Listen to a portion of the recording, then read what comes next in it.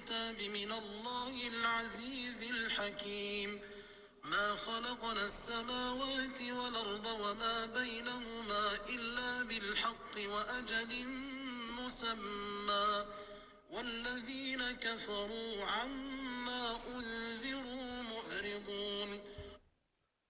أعوذ بالله السميع العليم من الشيطان الرجيم. بسم الله الرحمن الرحيم. الحمد لله وحده والصلاة والسلام على من لا نبي بعده أما بعد. Louange à Dieu, Seigneur de monde, créateur de vies humaines et spirituelles, que la paix et la bénédiction de Dieu soient sur le sceau des prophètes, la lumière de l'obscurité, le prophète Mohammed, sallallahu alayhi wa sallam, sur ses fidèles compagnons et ceux qui ont suivi et continuent à suivre la belle voie de l'islam. Chers frères et sœurs en islam, nous sommes dans notre programme hebdomadaire qui consiste à résumer chaque sourate chaque semaine. Aujourd'hui, nous sommes à la sourate Nisa, qui est la 4e sourate du Coran.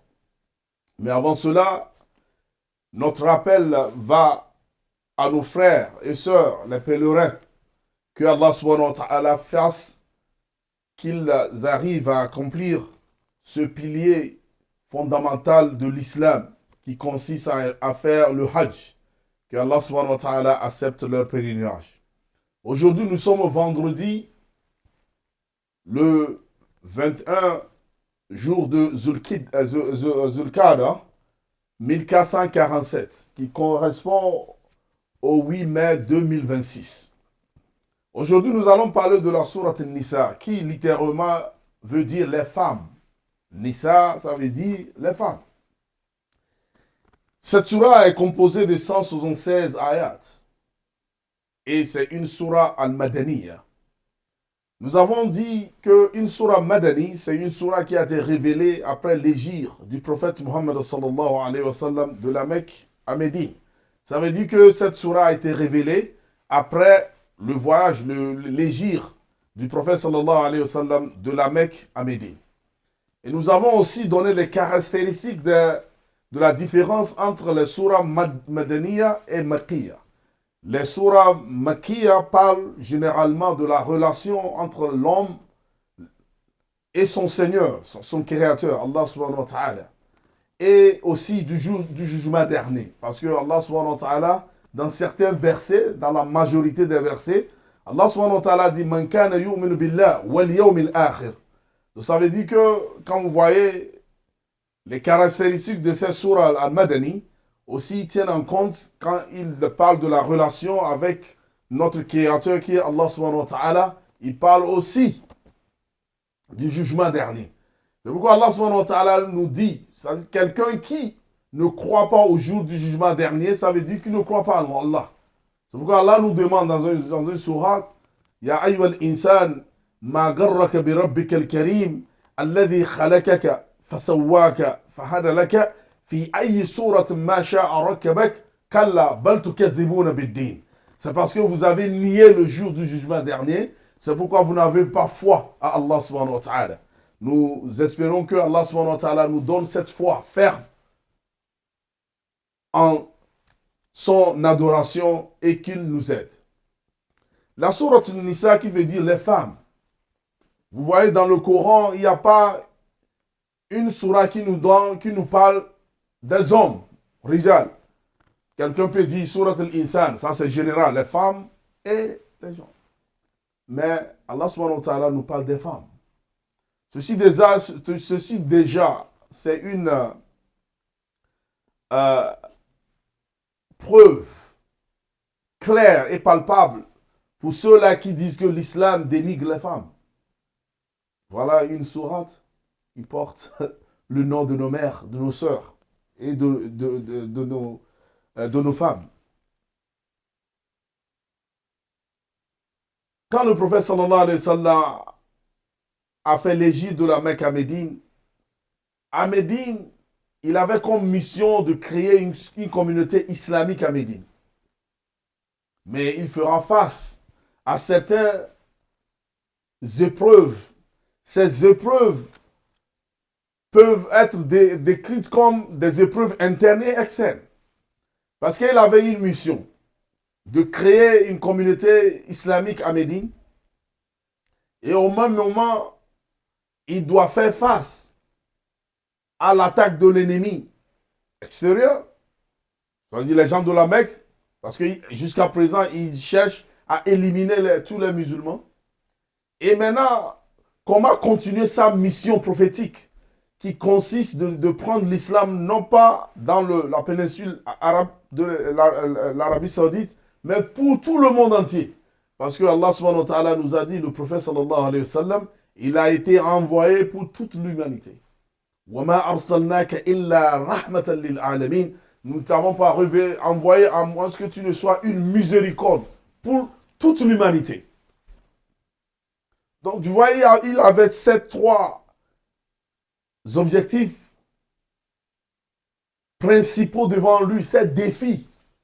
Comment créer une communauté islamique basée sur le Coran et la sunna du prophète Mohammed sallallahu alayhi wa sallam. Ce n'est pas chose facile. Parce que vous voyez, quand les gens viennent en islam, ils sont venus avec leur propre éducation qui n'est pas la même. Il y a les gens, comme Salman al-Faris, il est venu avec les traditions des gens de l'Iran. Il y a Suhail Rumi, lui il est venu, il vient de Rome. Ils ont leur façon de faire. Il y a des gens qui ont grandi dans les villages reculés de l'Arabie Saoudite. Tout le monde est venu avec sa tradition. Maintenant, il nous faut maintenant créer une tradition islamique à Médine. Pas chose facile. Et maintenant, le prophète sallallahu alayhi wa sallam aussi doit faire face aux gens de Médine. Il y avait des gens qui avaient des problèmes de chefferie à Médine. À son arrivée, comment vivre avec ces gens? Et il y avait aussi des juifs à Médine. Ils ne sont pas musulmans. Ils les ont appelés à l'islam. Mais comme vous le savez, en islam, la iqra fi din. On ne peut pas vous forcer à accepter l'islam. Ceux-là qui disent que l'islam a été repenti par les épées, ils doivent comprendre. Et nous le verrons dans cette surah. C'est l'objectif de surah al-Nisa. Parce que cette surah nous a parlé de la famille. Cette surah nous a parlé du mariage, de l'héritage, comment se défendre. Mais le prophète sallallahu alayhi wa sallam à Médine, il y avait des juifs de trois communautés différentes de juifs, trois grandes familles. Il y avait les Banu Qurayza, les Banu Qaynuqa et Banu Nadir. Ce sont des juifs.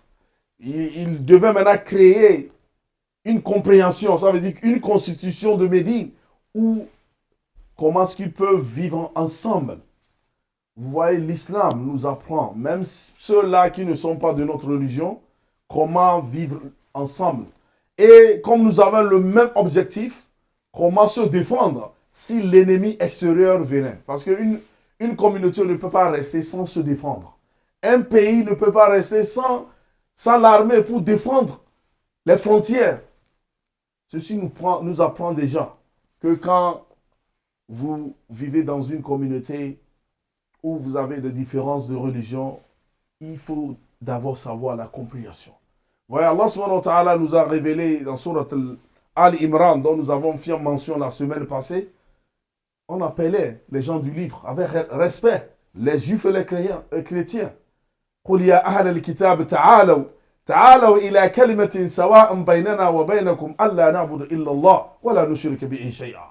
Allah subhanahu wa ta'ala nous a pas dit vous les mécréants, non, venez à la parole, vous connaissez bien la véracité de cette prophétie. Vous connaissez qui est David, qui est Salomon. Tout ceci, ça fait partie de notre croyance en tant que musulmans. Nous n'avons pas de différence entre tel prophète ou tel prophète. Parce que quand vous niez un seul prophète, ça veut dire que vous avez nié tous les prophètes. Parce qu'ils ont la même mission, ils ont le même Seigneur. C'est ce que Dieu nous a dit sur l'Anbiya. Inna hazihi ummatukum ummatun wahida wa ana rabbukum fattakum.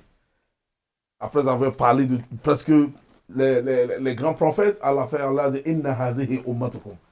D'Adam, Adam alayhi salatu wa salam, le dernier, le prophète sallallahu alayhi wa sallam, c'est la même famille.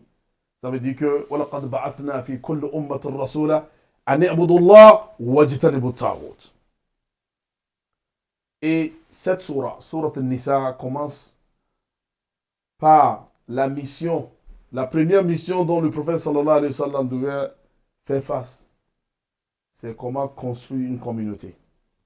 Une communauté commence par une famille. Parce que la famille est le noyau de toute communauté. Et ceci commence par le mariage de l'homme et de la femme.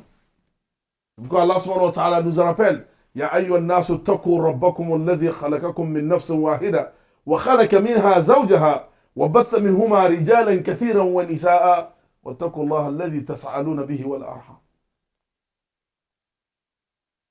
Et Allah subhanahu wa ta'ala maintenant nous dit il faut se marier. Et après avoir parlé du mariage, comme on le sait, après le mariage, il y aura les enfants. Après les enfants, quelqu'un va on doit décéder. C'est la trajectoire logique et normale de l'homme humain. On naît, on vient, on vit, on meurt. Ce n'est pas la fin. La mort n'est pas la fin. Il y aura une vie après cela, qui est le jour du jugement dernier. Allah subhanahu wa ta'ala, après avoir parlé du mariage, il parle maintenant des orphelins. Parce qu'il y aura un décès. Et après ça, il parle de l'héritage. Et il nous dit, avant même de parler de l'héritage, Allah subhanahu wa ta'ala nous dit, ceux-là qui consomment les propriétés, les biens des héritiers, qu'ils sachent que ce qu'ils sont en train de mettre dans leur ventre, ce n'est pas ce qu'ils voient comme nourriture. Inna alladhina yaquluna amwala yatama zulma, innama yaquluna fi butunihim nar. C'est pour dire que si vous ne pouvez pas aider les orphelins, il ne faut pas maintenant prendre leurs propriétés et les transformer au vôtre. Avant même de parler de l'héritage. C'est pourquoi Allah subhanahu wa ta'ala, dans certaines choses, Allah subhanahu wa ta'ala nous dit il y a certaines choses, il faut consulter vous entre vous. Mais Allah subhanahu wa ta'ala, quand il est question de l'héritage, Allah lui-même a fait le partage de l'héritage. C'est pour nous dire que la question d'héritage, ce n'est pas une question facile. Et il y a maintenant certains qui pensent qu'ils ont un niveau intellectuel pour prouver que le partage de l'héritage, comme mentionné dans le Coran, et par rapport au hadith du prophète sallallahu alayhi wa sallam, sont périmés. Il est temps de changer cela. Et nous leur disons, celui-là qui a fait le partage, c'est Allah subhanahu wa ta'ala. C'est pourquoi quand nous lisons les versets du Coran, nous devons un peu penser, parce que le Coran nous pousse à cogiter, afala yatadabbaruna al-Qur'an. Vous pensez. Si vous voyez dans cette sourate al-Nisa, à la fin des versets, Allah subhanahu wa ta'ala utilise la fin. Allahu alimul hakim. Vous voyez, vous verrez le mot alim pour vous dire que tout ce qui est dans le Coran est alim, c'est de lui. Mais spécialement ces versets dont il parle. Il a fait le partage de l'héritage basé sur une connaissance suprême et ultime, sans défaillance.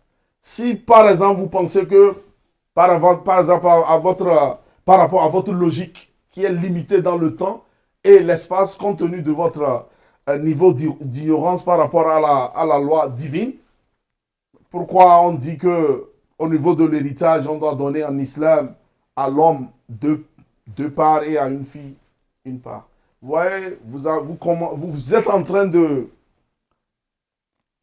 comparer une banane à une orange. Vous voyez, dans le contexte islamique, sans aller dans les détails à cause du temps, vous voyez que la femme doit être prise en charge. Le partage d'Allah subhanahu wa ta'ala, c'est un partage qui est un partage correct, qui n'est ni lié, précédé par l'ignorance. Wa iyyazu billah. Chers frères et sœurs en islam, Allah subhanahu wa ta'ala, après avoir parlé du mariage, de l'héritage, maintenant il nous a donné maintenant la liste des femmes que nous ne pouvons pas marier. Tu ne peux pas marier ta mère, tu ne peux pas marier ta soeur. Allah subhanahu wa ta'ala nous a donné toutes ces listes-là. Ta belle-mère, tout ceci, Allah a cité. Et à la fin, maintenant, Allah subhanahu wa ta'ala nous parle de la prière dans cette sourate. Si vous voyez et vous pensiez bien, parmi les 5 piliers de l'islam, à part la kalmati shahada, qui est la ilaha illallah, ashhadu an la ilaha illallah wa ashhadu anna muhammadan rasulullah, sallallahu alayhi wa sallam.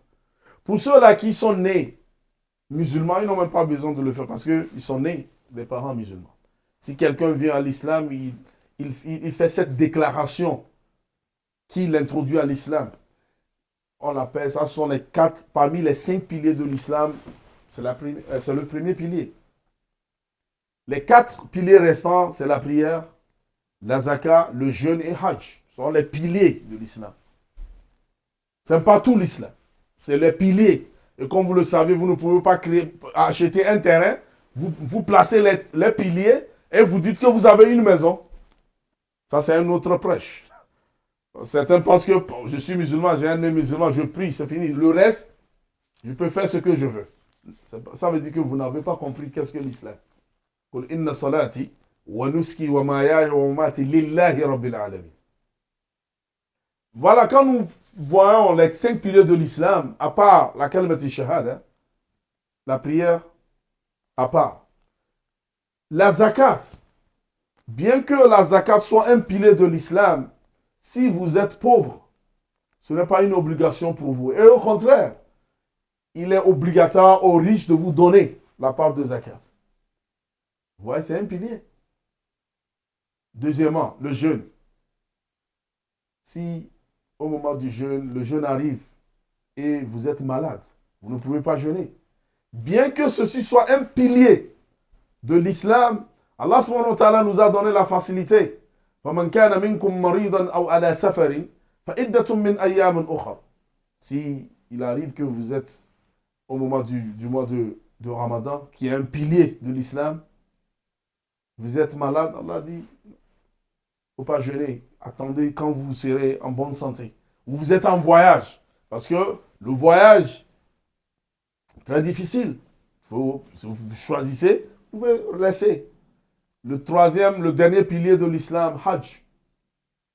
Allah subhanahu wa ta'ala, c'est man istata'a ilayhi sabila. Celui-là qui a les moyens de le faire. Ça veut dire que quand vous êtes pauvre et vous ne pouvez pas accomplir le pèlerinage, ce n'est pas un péché. Vous n'avez pas les moyens. Allah subhanahu wa ta'ala ne vous pas dire que c'est un pilier. Pourquoi tu n'as pas tout fait pour aller? Non. Allah subhanahu wa ta'ala nous a dit. Regardons, il y a 5 piliers. À part la kalmati shahada,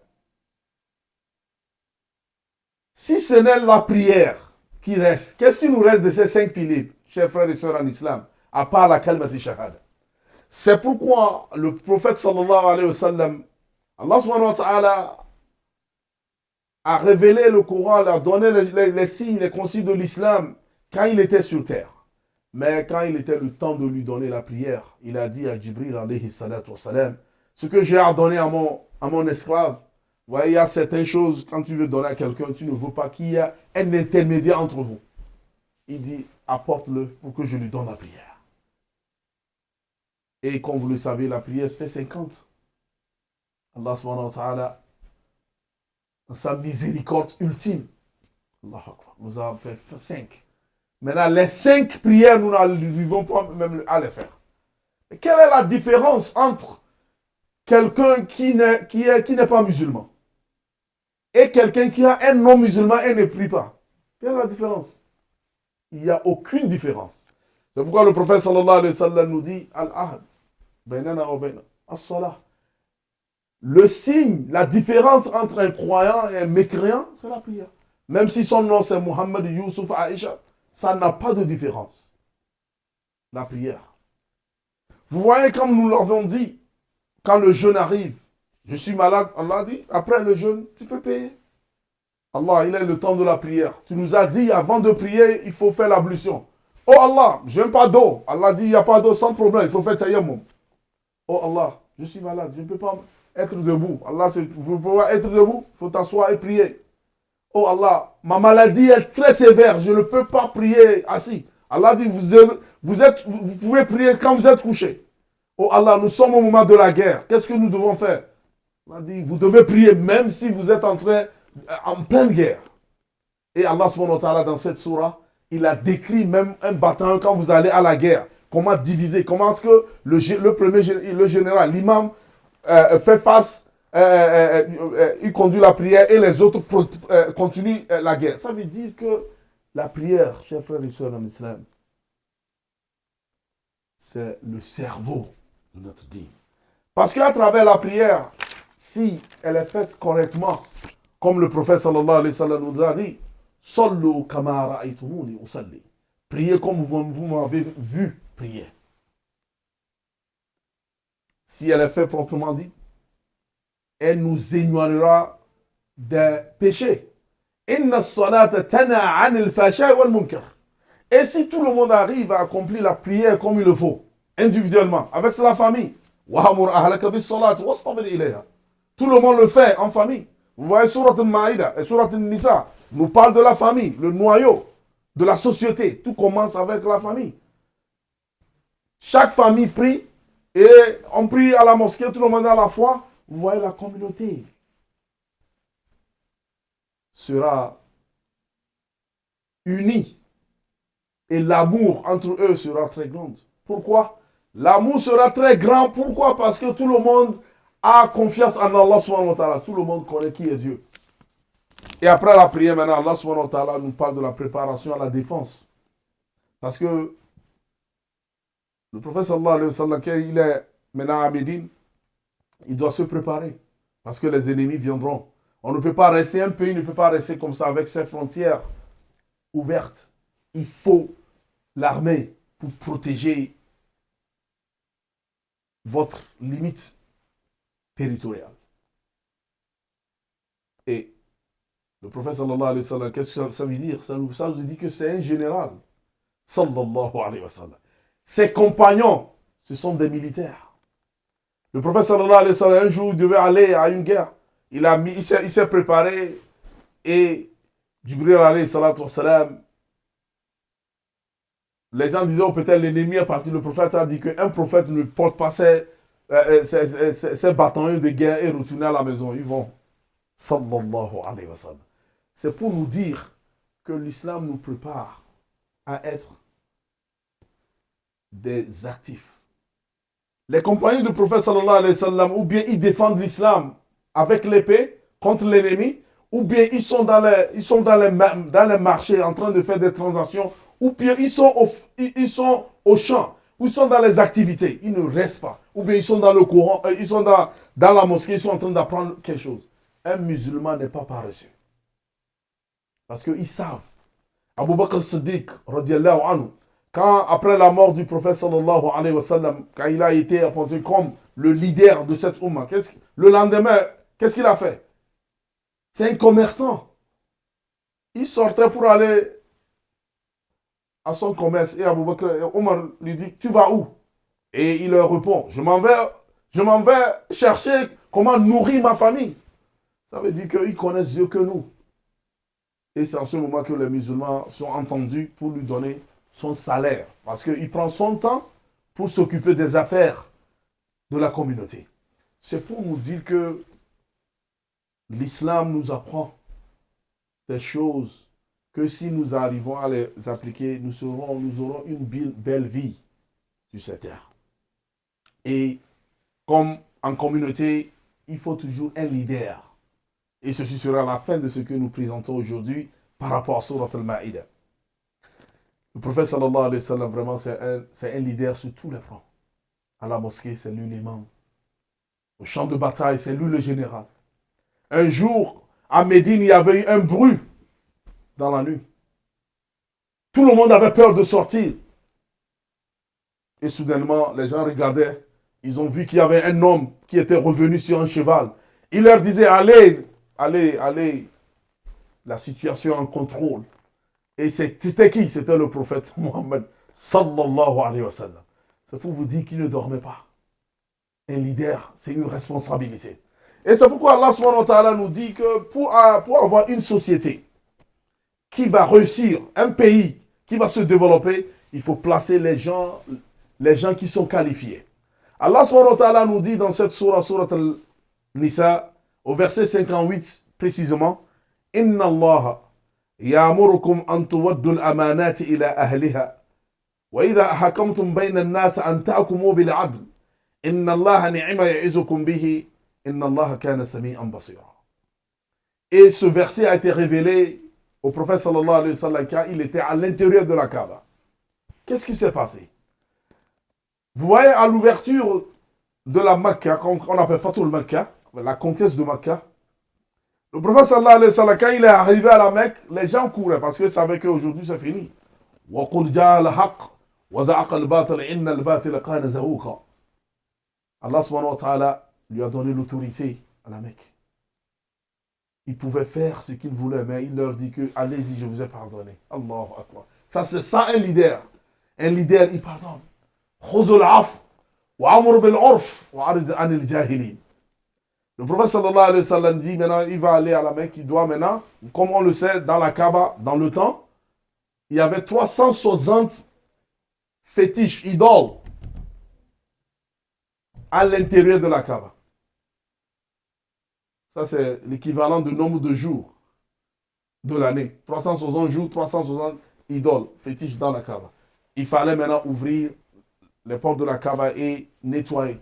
Comme Allah subhanahu wa ta'ala a dit وَطَهِرَ بَيْتِيَ لِلطَّائِفِينَ وَالْعَاقِفِينَ وَالرُّكَّعِ السُّجُودِ. Et même au temps pré-islamique, à la Mecque, les gens connaissaient la valeur de la Kaaba.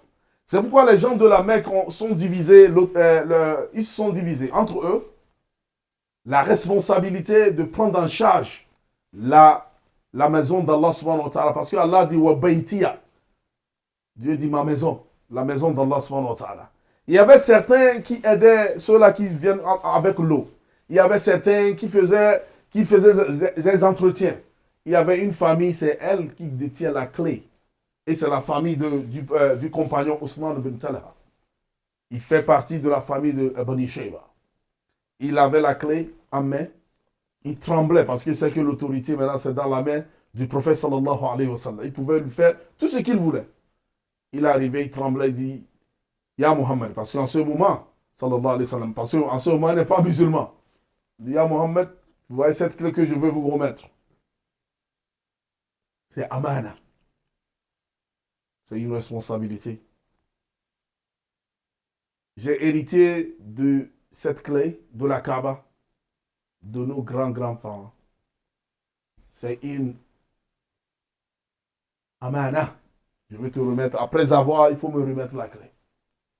Alors, il n'est pas musulman. Le prophète sallallahu alayhi wa sallam a pris la clé, ils ont lavé l'intérieur de la Kaaba. Et avant la fin, Ali ibn Abi Talib radiallahu anhu est venu au prophète Muhammad sallallahu alayhi wa sallam pour lui donner un conseil. C'est Ya Rasulullah sallallahu alayhi wa sallam. Je sais que tu veux lui remettre la clé, mais je pense, à mon propre opinion, qu'il serait impossible pour nous de remettre la clé à quelqu'un qui n'est pas musulman aujourd'hui. C'est comme vous construisez une mosquée et maintenant vous remettez la clé à un mécréant qui peut venir boire de l'alcool. Faire quoi dans la mosquée? Ça, c'est impossible. Et le prophète sallallahu alayhi wa sallam, comme c'est un leader qui écoute, il pensait que ce que Ali ibn Abi Talib radiallahu anhu lui a dit, c'est logique. C'est en ce moment que Allah subhanahu wa ta'ala dit non. Il a envoyé l'ange Jibril alayhi salatu wa salam, le 7e cieux, d'apporter ce verset à l'intérieur de la Kaaba, qui lit Inna Allah ya'murukum an tuwaddu al-amanat ila ahli. Au verset 58, Allah subhanahu wa ta'ala nous dit retournez, remettez amana à ceux-là qui vous ont remis la clé. Le prophète sallallahu alayhi wa sallam a appelé Ousmane bin Talha et lui dit Ya Ousmane, à cause de toi aujourd'hui, Allah subhanahu wa ta'ala a révélé un verset qui sera lu pas seulement aujourd'hui, mais jusqu'au jour du jugement dernier. Il n'était pas musulman. Il dit Allah me connaît et même il descend, il fait descendre un verset à l'intérieur de la Kaaba. Ousmane bin Talha dit Ashhadu an la ilaha illallah wa annaka Rasulullah sallallahu alayhi wa sallam. Si ce n'est pas un prophète, si ce n'est pas une religion juste, comment est-ce que je peux être demeuré encore un mécréant et on me remet la clé de la Kaaba? Cette religion est une vérité. et il s'est converti à l'islam. Allahu Akbar. Voyez, si nous changeons nos comportements avec ceux-là avec qui nous sommes, dans nos maisons, dans nos quartiers, partout où nous sommes, au travail, vous montrez qu'un musulman, quand il est parmi vous, il ne fait qu'apporter ce qui est bon. Wallah, beaucoup viendront à l'islam. Parce que l'islam nous dit seulement d'adorer Allah. L'islam nous interdit ce qui est mauvais pour nous-mêmes. Tout ce qu'Allah nous dit de ne pas faire, Allah, ce n'est pas pour lui, c'est pour nous. Ousmane bin Talha est devenu musulman. Et le prophète sallallahu alayhi wa sallam répliqua et dit, je te remets cette clé. Vous, dans votre famille, vous allez maintenir cette clé jusqu'au jour du jugement dernier.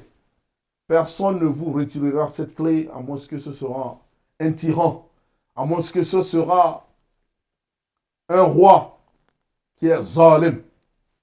Vous voyez, jusqu'à présent, depuis le temps du prophète sallallahu alayhi wa sallam jusqu'à aujourd'hui, la famille là a toujours la clé de la Kaaba. C'est pourquoi vous voyez quand, au moment d'ouvrir la Kaaba, vous pouvez voir une vieille personne sur une chaise, bien, qu'on pousse qui a la clé de la Kaaba. Ça fait partie. Ce sont les progénitures, la même famille de ce compagnon, Othman bin Talha. C'est ça l'islam, chers frères et sœurs, l'islam. La justice. Si nous essayons d'appliquer ce que Dieu nous a dit, on place les gens qui sont qualifiés à faire des choses, nous aurons de bons résultats. C'est pourquoi, comme vous le voyez, entre nous, tu vois que tel, il n'a pas cette qualification. Mais comme c'est mon frère, je lui place là-bas. Vous voyez le résultat. C'est pourquoi si une communauté islamique ne suit pas ce que Allah a révélé, Allah subhanahu wa ta'ala ne va pas l'aider. Et si certains qui ne sont pas musulmans, mais ils utilisent ce que Dieu a dit, Allah leur donnera la victoire. Il faut placer les gens par rapport à leur qualification. Que Allah subhanahu wa ta'ala nous aide.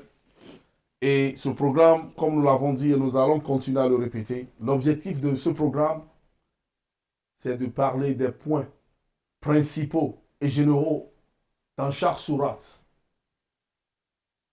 C'est pour que nous essayions à retourner, à commencer à lire le livre d'Allah.